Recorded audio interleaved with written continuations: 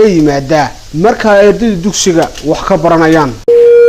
waxa farxadna maanta in 15 macallin oo iskuulka Sunshine ka howlgala iyo 24 arday oo wiil gabar isku jira oo ku guuleystay baritan haddii la yiraahdo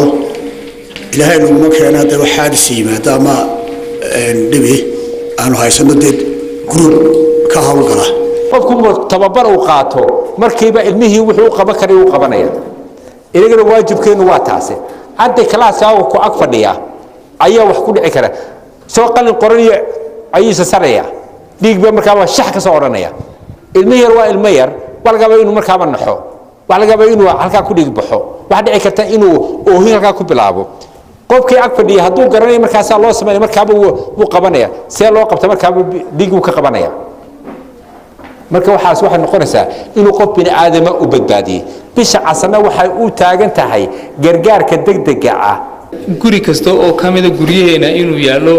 adeega gargaarka degdega ah waa mid loo baahan yahay casharadii yaraadeen qaadanay maanta dhawitoolana aynaan sii deynin ee aynu ku celino intaynu guriyaha joogno ku celcelino oo aynu sameeyno oo in iskuulka gudihiisa ku sameeyno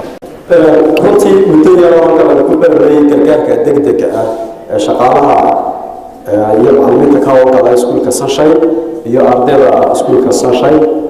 runtii waxay ahayd muddo kooban laakiin waxay ahayd muddo kooban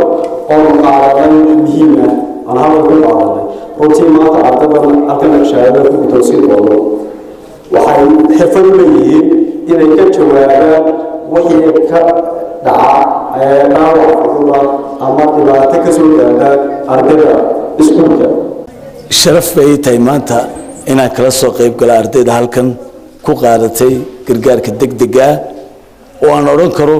waa koow noociisani waana barnaamij wanaagsan oo ku soo kordhino fiican inaan manhajkaba ku daro waxbarashada Soomaaliland oo ay dugsiyada ka qaataan sida loogu daray imika dastuurka Soomaaliland oo ku jira manhajkii oo iskuulada lagu qaybiyo in feerasaydka ama gargaarka degdegina uu noqdo manhaj kamida iskuulada ama dugsiyada Soomaaliland. maamulka degmada Tog Wajaale ayaa bilaabay sameynta kaabado biyaha lagaga leexinayo xaafadaha magaalada Wajaale. warbixin martaa ku saabsan waxa inoo soo diyaariyay wari ayaan la xaaji